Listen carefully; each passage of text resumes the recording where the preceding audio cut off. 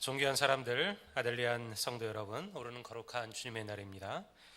간절한 심령과 사모하는 마음으로 하나님의 은혜를 구하며 우리 각자 있는 곳에서 예배 자리로 나아가시기를 바랍니다. 우리 다 같이 신앙 고백하심으로써 예배를 시작합니다. 전능하사 천지를 만드신 하나님 아버지를 내가 믿사오며 그의 외아들 우리 주 예수 그리스도를 믿사오니 이는 성령으로 잉태하사 동정녀 마리에게 나시고 본디오 빌라도에게 고난을 받으사 십자가에 못 박혀 죽으시고 장사한 지 사흘 만에 죽은 자 가운데서 다시 살아나시며 하늘에 오르사 전능하신 하나님 우편에 앉아 계시다가 저리로서 산자와 죽은 자를 심판하러 오시리라. 성령을 믿사오며 거룩한 공회와 성도와 서로 교통하는 것과 죄를 사하여 주시는 것과 몸이 다시 사는 것과 영원히 사는 것을 믿사옵나이다. 아멘. 오늘 우리가 함께할 찬양은 영상으로 대신합니다. 시와 그림의 김정성 목사님께서 부르신 임재라는 찬양입니다. 비록 우리가 함께 모여서 예배하지는 못하지만 우리가 각자 있는 그곳에 우리 주님께서 임재하고 있음을 믿습니다. 우리가 예배하는 자리, 그 자리에서 함께 하시는 주님을 기억하며 함께 이 찬양의 은혜를 나누시기를 바랍니다.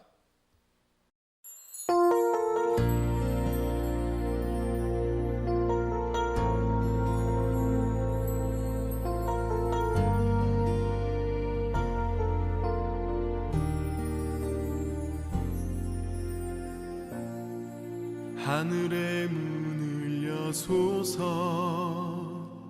이곳을 주목하소서 주를 향한 노래가 꺼지지 않으니 하늘을 열고 보소서 이곳에 임재하소서 주님을 기다립니다. 기도의 향기가 하늘에 닿으니 주여 임재하여 주소서. 이곳에 오셔서 이곳에 앉으소서. 이곳에서 드리는 예배를 받으소서.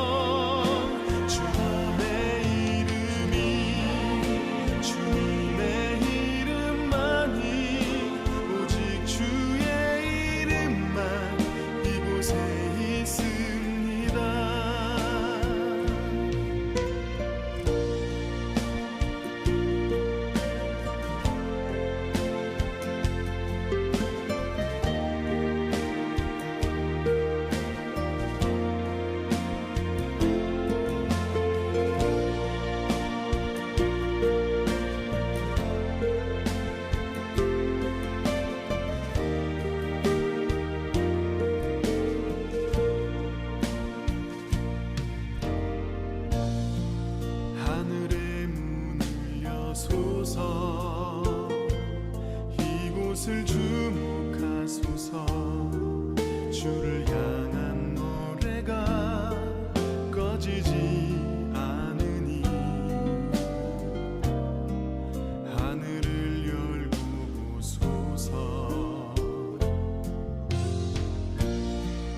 이곳에 임재하소서. 주님을 기다립니다. 기도의 향기가 하늘에 닿으니 주여 임재하여 주소서. 이곳에 오셔서 이곳에 앉으소서. 이곳에서 드리는 예배를 받으소서.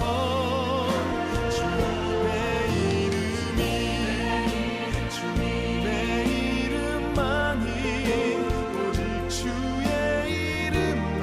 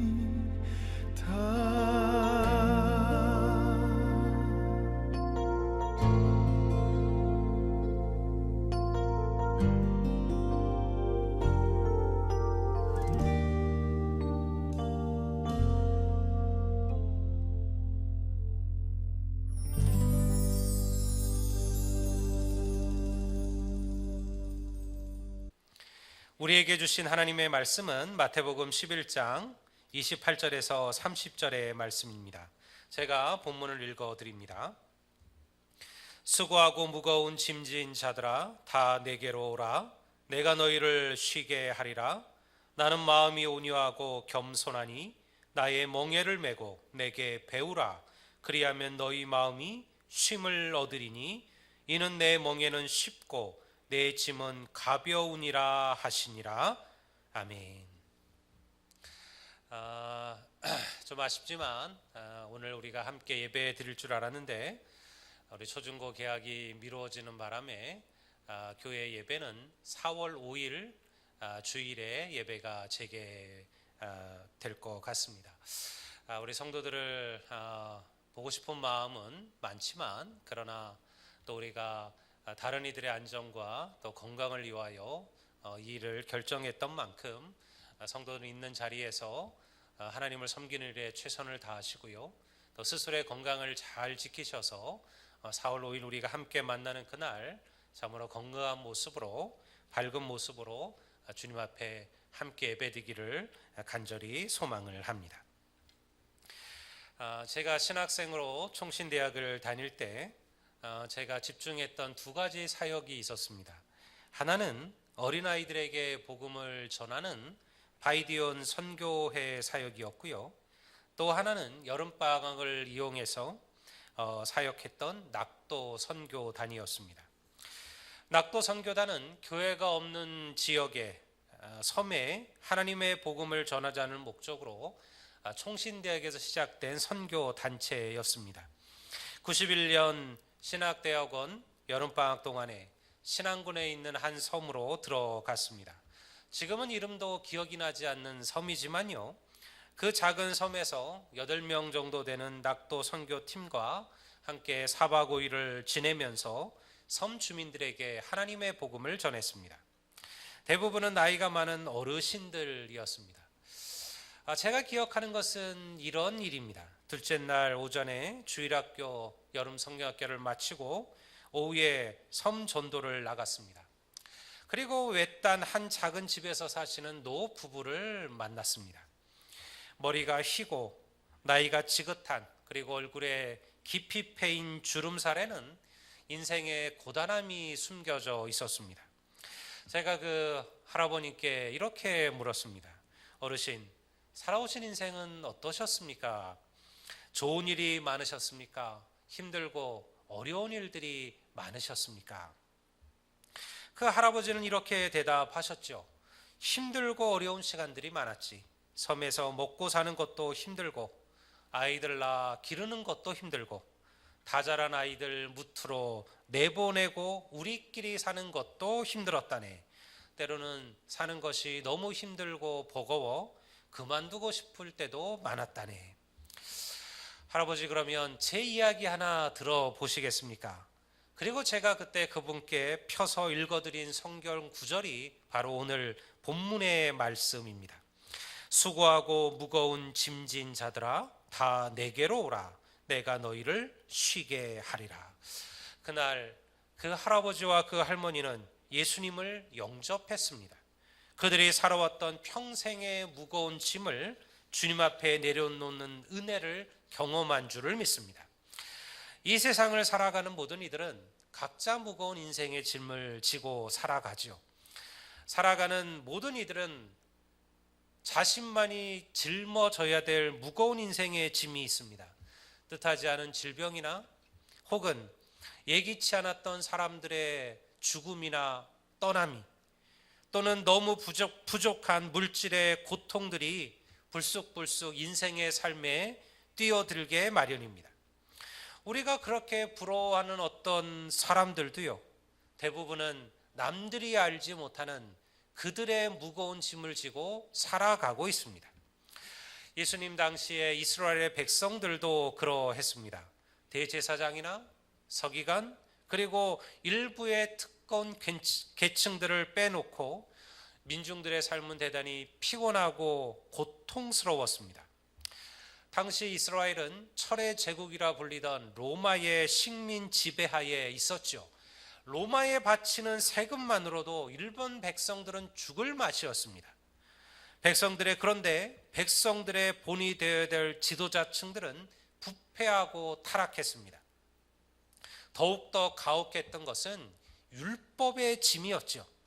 이스라엘 백성들을 위해 하나님께 주신 율법들은 가혹한 규정과 법이 되어서 백성들을 짓누르고 있었습니다.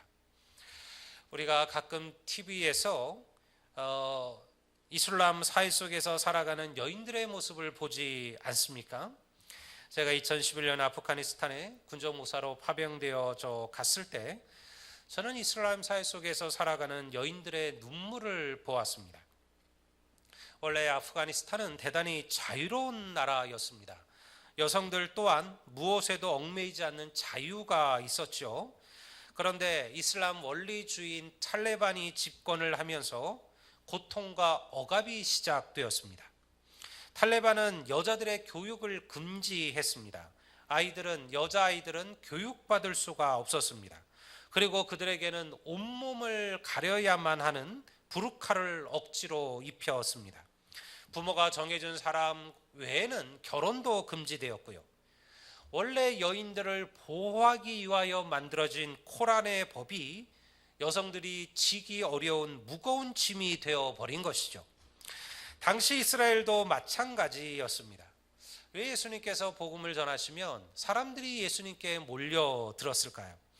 예수님의 복음이 그들에게 자유를 주었기 때문에 그렇습니다. 오늘도 복음은 그러한 능력이 있죠. 복음이 들어가면 가장 먼저 무거운 짐진 자들이 하나님께로 돌아오게 됩니다. 기독교는 교회 안에 그리스도 한 분의 모든 이들은 평등하다 가르쳤습니다. 모든 인간은 하나님의 형상대로 지음받은 존귀한 존재들입니다. 그들이 가진 무거운 삶의 짐을 주님께 내려놓기만 한다면 주님께서 진정한 쉼을 줄 것이라 약속하셨습니다. 그리고 실제로 그러한 일들이 믿음의 사람들의 삶 속에 일어나고 있음을 믿습니다. 저는 20년 목회를 하면서 수많은 인생의 무거운 짐을 지고 가는 이들을 만났습니다. 그들 가운데는 청년들도 있었고 또 중년과 노년의 삶을 살아가는 이들도 있습니다. 그들을 통해서 깨닫게 된 한 가지가 있어요. 그것은 무엇이냐? 모든 인생은 주님 안에서만 진정한 쉼을 경험하게 된다는 사실이에요. 남들이 부러워할 만한 그러한 부를 가졌지만 누구에게도 사랑받지 못했던 세리 삭개오가 그러했죠. 아름다운 몸을 가졌지만 그래서 문 남성들의 구애와 사랑을 얻었지만 진정한 위로와 소망을 가지지 못했던 여인 마리아도 그러했습니다. 밤이 새도록 바다에서 물질을 했지만 단 한 마리의 물고기도 잡지 못하고 실망할 가족들과 그들의 생계를 걱정하며 그물을 정리하던 베드로도 그러했습니다. 그런데 그들이 짊어진 그 무거운 삶의 짐들이 언제 해결되었을까요? 그들이 예수님을 만난 그 순간 그들의 모든 인생의 무거운 짐은 주님 안에서 쉼을 얻게 된 줄을 믿습니다. 주님을 만난 그들이 참 쉼을 얻고 위대한 변의 역사를 경험했다면 우리도 능히 그렇게 될 줄을 믿습니다. 우리도 주님을 제대로 만나기만 한다면 우리의 인생의 무거운 짐, 우리의 인생의 무거운 수고들이 주님 안에서 위로를 얻게 될 겁니다. 그런데 여러분은 이 본문을 보면서 조금 이상하지 않으셨나요? 29절을 한번 볼까요? 나는 마음이 온유하고 겸손하니 나의 멍에를 메고 내게 배우라. 저는 처음 이 성경 말씀 읽을 때 잘 이해가 되지 않았습니다. 수고하고 무거운 짐진 자들을 쉬게 해 주시겠다는 주님께서 그들이 지고 있는 짐도 무거울진데 왜 거기에 주님의 멍에와 주님의 짐을 지라고 말씀하고 계실까요? 보통 세상의 무거운 짐은 내려놓으면 해결되지 않습니까? 우리가 무거운 짐을 지고 길을 걷다가 피곤하고 지치면 어떻게 하죠? 잠깐 쉬지 않습니까? 그리고 그 무거운 짐을 잠깐 땅에 내려놓고 쉼을 얻는 거 아니겠습니까? 그게 세상의 방법이죠. 세상의 짐은 내려놓으면 해결돼요. 그런데 우리 주님 안에서 우리가 인생의 짐을 내려놓는 방법은 좀 다르다라는 거예요. 내 짐을 내려놓고 주님이 주시는 짐을 지는 거예요. 이것이 바로 믿음이요, 이것이 신앙인의 삶이에요. 주님이 주는 멍에를 메어야만 합니다. 멍에가 무엇입니까? 멍에는 수레나 쟁기를 싣기 위하여 말이나 소의 목에 매는 구부러진 막대를 말하는 거죠. 멍에를 맨다는 것은요, 내 마음대로 살지 못한다라는 의미예요. 멍에를 매게 한 이에게 순종하며 따른다라는 의미입니다. 진정한 자유는 하나님으로부터 도망가는 것이 아닙니다.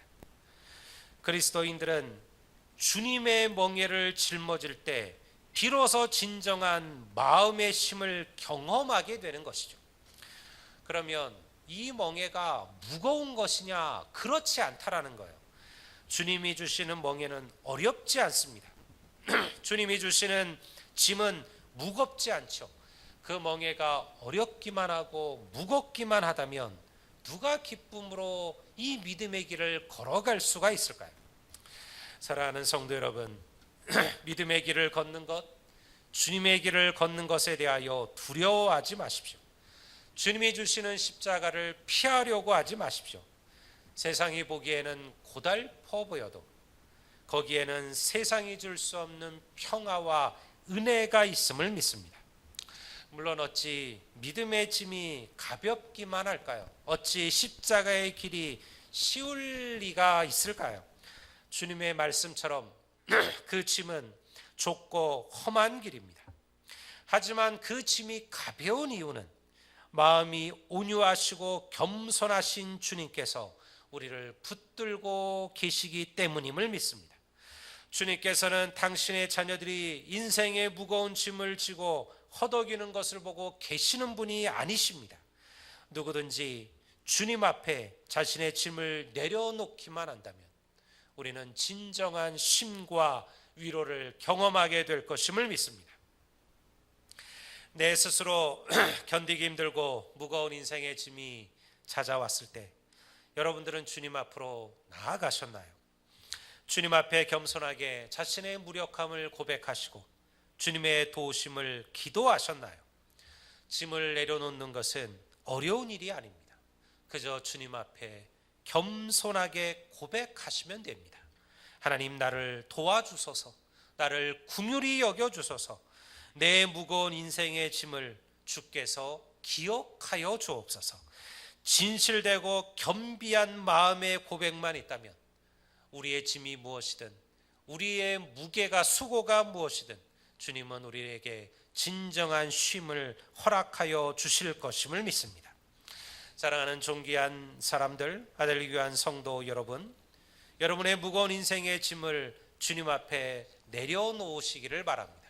주님의 십자가 그늘에서 참 쉼을 얻기를 원합니다. 그리고 주님이 주신 진정한 위로와 소망을 누리며 살아가는 우리 모든 성도들이 되시기를 주의 이름으로 축복합니다. 이제 우리 함께 기도합시다. 사랑하는 성도 여러분, 각자 있는 그곳에서 잠깐 우리의 눈을 감으시고 함께 기도의 자리로 나아갑시다. 우리가 어려운 자리에 처해져 있습니다. 많은 이들이 염려와 걱정 가운데 있습니다. 하나님께서 속히 우리의 삶들을 기억하시고 우리의 일상들을 회복시켜 주시기를 위해서 기도하시고요. 교회가 여러 가지 비난과 여러 가지 말들을 듣는 어려움을 겪고 있습니다. 우리가 이런 시대일수록 우리가 정말 진정한 사랑과 섬김을 베푸는 그런 교회가 될 수 있기를 위해서 기도하시고, 이제 특별히 함께 예배하는 이 일의 어려움으로 우리의 믿음이 낙심하지 않도록, 우리의 믿음이 흔들리지 않도록 하나님 앞에 더욱더 굳건한 믿음을 주시기를 위해서 여러분 각자를 위하여 기도하시기를 바랍니다. 우리 잠깐 합심하여 기도합니다. 사랑과 주님 감사합니다. 참으로 하나님께서 우리들을 사랑하셔서 오늘도 하나님 거룩한 주의 날을 허락하셨습니다. 비록 우리가 함께 모여 함께 찬양하며 함께 말씀을 들으며 함께 교제하지는 못하지만 하나님, 오늘 우리가 있는 이곳에서 주님께 예배하며 주의 말씀을 사모하오니 주여 우리 가운데 임재하여 주옵시고 우리의 예배를 받아 주옵소서. 주님, 코로나19로 말미암아 많은 이들이 염려와 걱정 가운데 있습니다. 하나님, 많은 국민들이 하나님 불안 가운데 있습니다.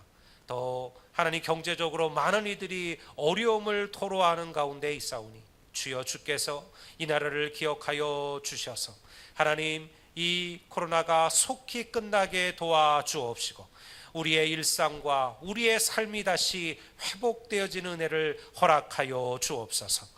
이를 위하여 수고하고 애쓰는 의료진들에게 주의 은혜를 더하시며 하나님 그들의 생명을 지켜 주옵시고 하나님 고통받고 있는 환자들에게도 주의 위로와 주의 평안을 허락하여 주옵소서. 주님, 우리 아들리안 교회를 붙드시고 주의 성도들을 기억하시기를 원합니다. 하나님, 그들이 있는 곳에서 더욱더 하나님을 바라보게 하여 주옵시고 이런 시간들을 통하여 예배의 소중함을 깨닫게 하시며 함께 예배하는 그때를 사모하게 하여 주옵시며 다시 만나 주를 섬기는 그때를 기대하는 성도들이 되어지게 하옵소서. 날마다 기도와 말씀을 놓지 않게 도와주옵시고 하나님, 이 어려운 시대 속에 하나님의 교회가 하나님 세상을 향한 진정한 섬김과 하나님 나눔을 베푸는 교회로 세워지게 하여 주옵소서.